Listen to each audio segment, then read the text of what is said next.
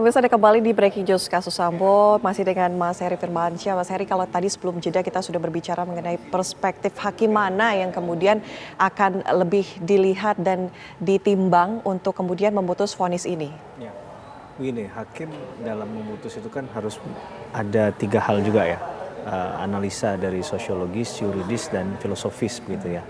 Dan harus memuat 3 hal juga, ada kepastian hukum, kemanfaatan, dan juga keadilan.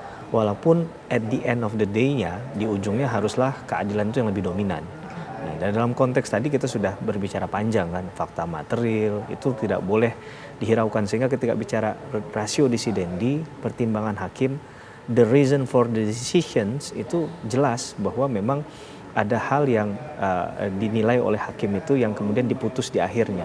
Jadi menurut saya ini yang harus ada korelasinya di sana. Pertimbangan itu harus cermat, bijak, teliti, dan terakhir baru dibacakan putusannya kan. Ya, ini kan tentunya juga harus mempertimbangkan dari pembelaan masing-masing pihak ya. Saya sebagai lawyer juga memahami selain sebagai dosen ya, juga kalau kita melakukan pembelaan bukan berarti bahwa orang ini kan udah pasti bersalah selama belum ada putusan yang final and binding, bahwa itu belum inkrah van gewisde begitu kan, berarti masih ada upaya hukum lain, orang ini masih bisa dinyatakan asas presumption of innocence. Tinggal bagaimana jaksa penuntut umum membuktikan tadi. Nah, dalam proses pembuktian kemarin kan sudah banyak hal yang disampaikan, bahkan ada replik duplik, walaupun replik duplik kadang nggak jadi kewajiban ya dalam satu proses beracara di konteks perkara pidana, tapi itu pun sudah dilakukan semua. Jadi menurut saya hakim sudah punya ruang yang cukup untuk melakukan satu putusan, tinggal berani atau tidak mengambil, kadang bicara itu ya, berani atau tidak mengambil sebuah putusan yang kadang nggak populer di mata masyarakat gitu kan. Karena biasanya tren ketika kasus viral adalah adanya atensi publik yang luar biasa, bahkan dimaknai dengan perspektif terhadap justice-nya sendiri, terhadap keadilan itu sendiri. Nah, hakim punya penilaian lain, di situ kita harus menghargai dan menghormati. Menurut saya apapun yang sudah nanti diputus oleh hakim ya, ada dalam konteks hukum pidana itu asasnya res judicata pro veritate habetur, bahwa putusan hakim akan selalu dianggap benar selama belum ada putusan pengadilan yang tingkat di atasnya mengkoreksi hal itu. Jadi kita belajar bagaimana berhukum yang baik juga kan di sini. Kalaupun nanti tidak ada yang tidak setuju atau keberatan dengan putusan tersebut, masih ada upaya hukum lain yang boleh diajukan, banding, kasasi, sebagai upaya hukum luar biasa. Dan itu juga konstitusional sesuai dengan amanat di pasal 67 KUHP, bahwa penuntut umum, penasihat hukum punya hak yang sama untuk mengajukan banding atau keberatan terhadap putusan yang sudah diputus di pengadilan tingkat pertama atau pengadilan negeri. Begitu Mbak. Baik, Mas Heri, kita juga akan melihat informasi mengenai mantan Wakapolri Komisaris Jenderal Purnawirawan Ogoroseno yang menilai ini para anggota Polri yang terseret kasus obstruction of justice atau pembunuhan berencana Brigadir Yosua tak semestinya dipidana. Ini melainkan dihukum secara internal Polri. Hal itu ia sampaikan usai memberi keterangan sebagai saksi dalam sidang perintangan penyidikan atau obstruction of justice dengan terdakwa Hendra Kurniawan dan Agus Nurpatria Jumat 20 Januari lalu. Selamatkan Polri ke depan.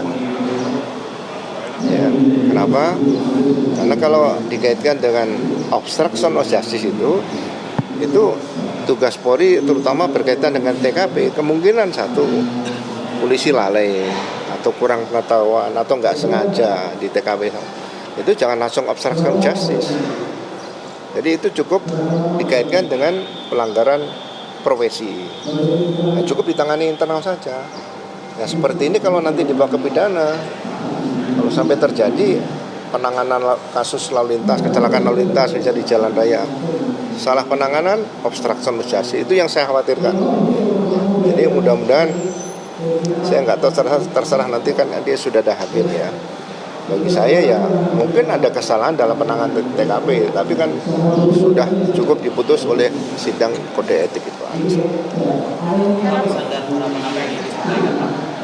Ya, ini masyarakat kan lebih tahu ke depan bahwa tugas polisi memang jelas ya. Sekali lagi pelanggaran profesi hindarkan dari proses pidana itu aja. Saya berharap supaya Polri ke depan tetap profesional ya, kita jaga Polri yang kita cintai, walaupun saya udah pensiun cukup lama ya ya adik-adik saya ke depan nanti lebih profesional lagi lah. Sebentar lagi Pak akan menjalani sidang tuntutan maupun juga putusan ini Pak. Ada harapan nggak Pak untuk Hendra sendiri nanti di putusannya seperti apa? Ya kalau saya ikuti terserah hakim nanti kan. Kalau saya ikuti ya saya belum menemukan ini aja. Mungkin saya pribadi ya belum menemukan apa yang dilakukan dengan dikaitkan dengan yang obstruction of justice itu. Pak, artinya para tersangka, para terdakwa yang terlibat kasus OOJ ini seharusnya dari pandangan Bapak tidak harus menjadi tersangka gitu ya Pak ya? Karena mereka mungkin tidak tahu dan sebagainya gitu. Di seluruh dunia pun tidak ada pelanggaran profesi masuk ke pidana nggak? Harusnya bebas gitu Pak? Harusnya bebas. Ya dilaksanakan kode etik bisa dari dianggap tidak layak, kemudian PT dia nggak ada masalah ya diproses. Seharusnya tidak harus sampai masuk ke ranah pidana. Iya, itu yang penting yang saya berharap saya jaga seperti itu. Ya, kita akan langsung menuju ke Prof. Hipnu Nugroho, pakar hukum pidana. Prof, masih bersama kami ya, Prof? Iya, Mbak. Prof, kalau kita lihat tadi pernyataan dari mantan Wakapolri Oggroseno yang mengatakan bahwa hukuman ini seharusnya hanya internal saja, tidak dibawa ke pidana, ke pengadilan begitu, lantaran ketakutannya adalah salah penanganan sedikit saja nanti para staf ataupun mereka bisa dipidana, begitu. Seperti apa ini pendapat ini? Ya, kalau itu memang salah terkait profesionalisme, karena hukum itu gini Mbak Ana, ada motif ada atau tidak, karena ada syarat subjektif dan syarat objektif. Seseorang itu bisa dilihat dari syarat subjektif, yaitu menghendaki dan mengetahui. Makanya kalau kita bicara obstruction of justice, bicara pada knowledge, mengetahui adanya pending proceeding. Karena gini Mbak, kalau kita lihat, kita tarik ke bawah lagi, namanya ilmu pengungkapan perkara, yaitu ilmu kriminalistik. Konsep seorang penyidik itu bisa dimungkinkan ada 3. Bisa menambah, bisa mengurang, bisa menghilangkan. Ini yang terjadi. Makanya kalau sampai terjadi ada kehendak motif, oh ini menghilangkan, ada kepentingan tertentu. Dulu pernah ada suatu kejahatan tertentu. Hilangkan anak kepentingan pada kelompok terdakwa tertentu atau tersangka tertentu. Itu sangat mungkin. Sangat mungkin. Dulu di KPK pernah terjadi, itu sudah lama sekali. Menghilangkan barang bukti. Ya, kena akhirnya. Demikian juga kaitannya perkara korupsi. Sama juga ada dulu kasus Pak Pau, kalau Mbak Ana tahu. Ya kan? Kemudian juga di dalam kasus-kasus yang lain. Dalam hal ini sebetulnya memang saya sepakat Pak Oggroseno, kalau itu memang karena ketidakmampuan, tidak ada niatan, tidak ada mens rea, salah karena kemampuannya kurang mungkin, bisa jadi. Makanya kemarin waktu kita ketemu Pak Oggroseno juga berpikir waktu ke depan itu harus betul-betul fight seorang penyidik. Karena dimungkinkan itu bisa terjadi. Coba kita hasil riset terhadap obstruction of justice. Kemungkinan yang terjadi Mbak, orang yang berkepentingan itu diantaranya ada penegak hukum. Apakah itu penyidik, apakah itu advokat. Advokat kemarin ada beberapa itu yang dilakukan oleh Kejaksaan Agung masuk karena untuk kepentingan kliennya. Demikian juga polisi. Karena sebagai penegak hukum, pada waktu pengungkapan itu kalau ada memang kepentingan tertentu, wah ini ada sesuatu yang dihilangkan. Obstruction of justice. Ada niatan. Nah, oleh karena itu saya kira pendapat Ogro bagus lah kalau sepanjang tidak ada motif, tidak ada mens rea. Tapi kalau ada mens rea, ya masuk pidana. Makanya sekarang itu sudah hampir semua tindak pidana itu ada suatu pagar. Jangan sampai mengurangi, jangan sampai menghilangkan barang bukti. Apalagi seorang penegak hukum. Kepentingan sekali untuk mengungkapkan, menambah bukti, mengurangi bukti, atau menghilangkan. Prof, itu kalau kita dalam ilmu kriminalistik ada. Kalau kita ambil contoh Prof dari kasus ini, Hendra Kurniawan, kemudian Agus Nurpatria dan juga Arif Rahman Arifin. Artinya ini tidak pantas masuk di internal Polri saja, sudah pantas masuk ke pidana, begitu artinya?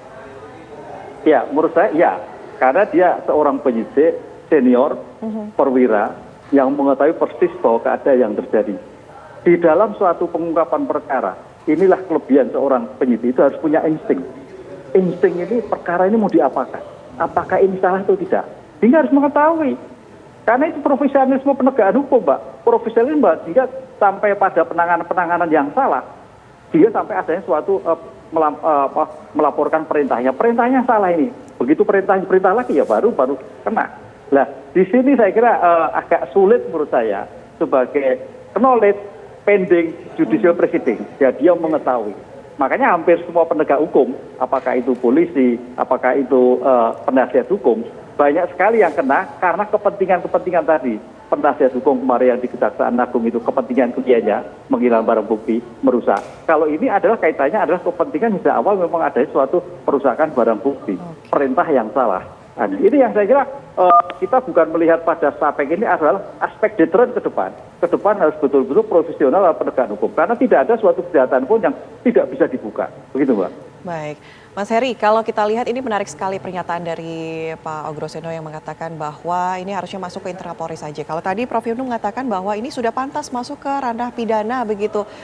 Menurut Mas Heri bagaimana? Ini seorang mantan Wakapolri begitu yang mengatakan bahwa tidak pantas masuk ke dalam ranah pidana, melainkan harus ke internal Polri saja. Ini ada mungkin nanti bisa terjadi kebingungan begitu ketika seorang lainnya mengatakan ataupun melakukan kesalahan ini bisa langsung dipidana. Seperti apa? Ya sebenarnya memang menurut saya kalau mau lebih tepatnya ada yang dipilah-pilih ya, mana yang kemudian masuk ke ranah pidana, mana yang etik begitu kan. Ini yang harusnya jelas di situ. Kalau bicara tentang pidana berarti kan ada perbuatan yang dilarang, kemudian perbuatan itu berkaitan dengan pelanggaran terhadap ketentuan undang-undang pidana. Nah kalau itu yang dibicarakan, ini yang sedang diuji, apakah masuk ke ranah pidana atau tidak dalam hal memenuhi kualifikasi unsur delik di pasal 33 Undang-Undang ITE, atau kalau kemarin kalau nggak salah ada juga pasal KUHP-nya kan 221 dan 233 kalau saya tidak salah. Nah tinggal dilihat saja diuji di situ. Karena kalau kita meniadakan hal tersebut, mensimplifikasi dengan mengatakan ini seharusnya tidak dibawa ke ranah pidana tanpa diuji terlebih dahulu, memang agak riskan begitu ya. Karena bisa saja hal ini sebagai sarana kontrol terhadap tindakan aparat penegak hukum. Nah ini kan karena bagaimanapun bicara tentang sistem peradilan pidana ini kan yang menjalankan orang atau manusia. Mungkin sistemnya bagus, tapi ketika yang the main behind the gun-nya melakukan atau menerjemahkannya salah, nah ini kan yang jadi persoalan Mbak Ana. Nah ini yang kemudian kita tadi tidak bisa serta-merta, kalau saya berada di tengah gitu ya, tidak serta-merta mengatakan bahwa ya udah etik saja, ya diuji dulu memang. Karena kaitannya dengan ada perbuatan pidana yang diduga dilakukan, begitu kan. Nah terlepas dari itu mungkin ada, kalau memang tidak terbukti harus ada rehabilitasi nama baik seseorang begitu kan. Ini juga penting, sama seperti Eliezer bahkan yang sampai mendapatkan 1,5 tahun putusan kemudian kembali ke kepolisian. Nah ini juga harusnya berlaku hal yang sama kalau kita mau fair ya, secara equal melihat ini. Nah tapi dalam perspektif yang tadi saya katakan bahwa ya tidak terburu-buru mengatakan bahwa ini tidak masuk ke ranah pidana, masuknya ke etik saja. Toh di etik kemarin ada beberapa yang sudah PTDH kan, bukan berarti bahwa mereka PTDH berarti mereka melakukan pidana. Tapi umumnya kalau sudah melalui proses PTDH itu berarti ada pelanggaran berat yang dilakukan. Nah kualifikasi pelanggaran berat itu yang perlu kita perhatikan. Apakah bersinggungan dengan garis lininya hukum pidana atau tidak. Nah ini yang sekali lagi akan diuji dan akan diputuskan oleh majelis hakim. Kita nggak bisa menjadi hakim sendiri begitu ya dalam perkara ini. Biarkanlah hakim yang kemudian menilai apakah perbuatan dari para terdakwa ini memang tepat dikualifikasikan berdasarkan dakwaan dan tuntutan jaksa penuntut umum. Ketika sudah PTDH begitu, kemudian nanti hakim memvonis ringan, apakah kemudian ada chance untuk banding dengan memulihkan namanya kembali? Ya, saya rasa itu hak prerogatif ya. Dan hak yang bisa dimiliki oleh setiap orang juga. PTDH pun bisa dipulihkan akhirnya? Nah kalau kita lihat dari putusan pidana ini, kita menunggu nih kalau putusannya ternyata di bawah ataupun ternyata bahkan bisa kemungkinan yang lain kan terbuka kan bebas dan lain sebagainya. Nah ini bisa jadi kans untuk melakukan hal itu, menganulir mungkin putusan yang tadi begitu ya.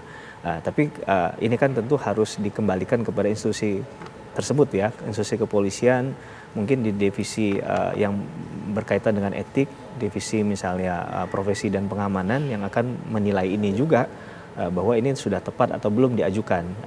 Tinggal ya sekali lagi bukan kita yang bisa memutuskan hal itu karena kasusnya Richard Eliezer aja kemarin kan kembalikan ke institusi kan, walaupun putusannya sudah 1,5 tahun. Nah, ya kalau kita mendasarkan pada pemberhentian PNS dan setara PNS ya tadi perdebatannya apakah melihat dari ancaman pidananya atau bicara tentang putusannya yang di bawah 2 tahun tadi. Baik. Gitu. Baik, dan pemirsa kami akan terus melanjutkan dialog sebelum vonis begitu putusan vonis terhadap Hendra Kurniawan, Agus Supatria dan juga Arief Rahman Arifin usai jeda kami kembali.